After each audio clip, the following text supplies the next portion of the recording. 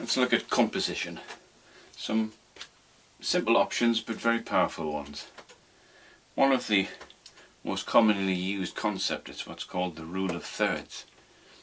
It's taken from a 14th, 15th century mathematical concept of the golden section or the golden mean. In modern times, that's really been boiled down to, for most of us, a rule of thirds. So if this is our drawing space, essentially what we do is we divide. You can measure it, or if you get used to it you can use your eye. Measure it into 9 equal parts. So we've got 1, 2, 3 that way and 1, 2, 3 that way, hence the rule of thirds. If you want to measure it, you can use a ratio of 5 to 8, or you can use a method using compass and ellipses, which is another way of doing it where you can extend the image area out. But for this simple demonstration, it's the rule of thirds that's very commonly used to help us make decisions around where things are in the picture, where we want the eye to be drawn to, and so on. Where you can see the lines crossing over, in this case there are 4 of them, these are called the focal points, and these crosshairs are where we would put, or where we would place near to, some of the points of interest in our painting or our drawing. So this is the rule of thirds, and it is extremely powerful.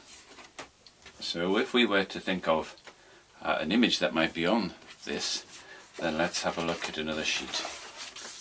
Okay, so if we were to take our image area, I always tend to draw an image area within my sheet of paper, even if I've got a large sheet of paper, so I've got an edge around for drawing doodles or little exercises or little tryouts, or just even writing notes in the margin here. Very, very helpful. But it also gives me a clear space within which to draw. The edge of the paper can be a bit anonymous, particularly if it's on a similar coloured background, and it just helps you to frame it.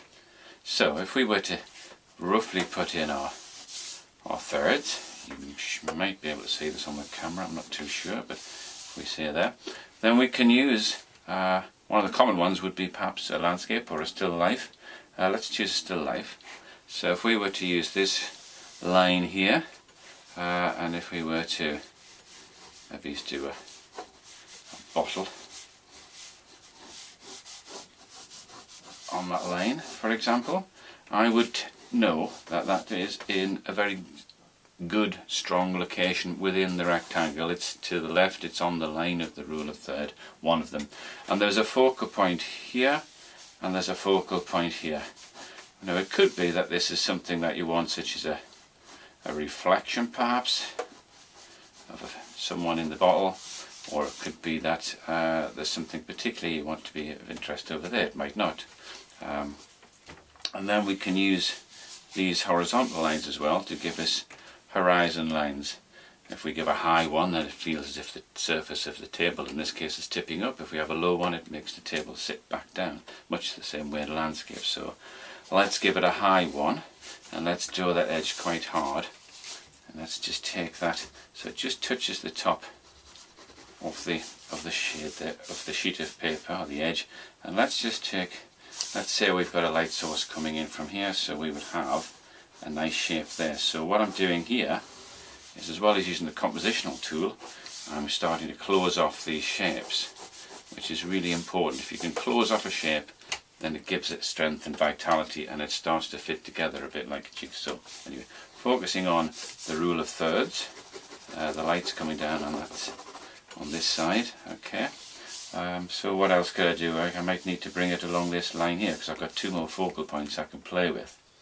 So it may well be that we put, I don't know, a plate perhaps. So I should get a rough, or a bowl perhaps, which may have some fruit in it. And again, this may be to do with the texture or the drama that I want to get it on this crosshair here. Or it may be that I want to just make it a bit off centre, just to make sure that I've got some of the benefit of the rule of thirds what I call the scaffolding, which is these lines which cut across the sheet, including the closed off area of the image. And then I can start to play with other features, imagining if we had the light, then we'd see there'd be some very interesting shadows across this whole bottom area from the bottle and then from the bowl and so on. So what you can see is that there is something quite interesting happening about the sense of balance and proportion.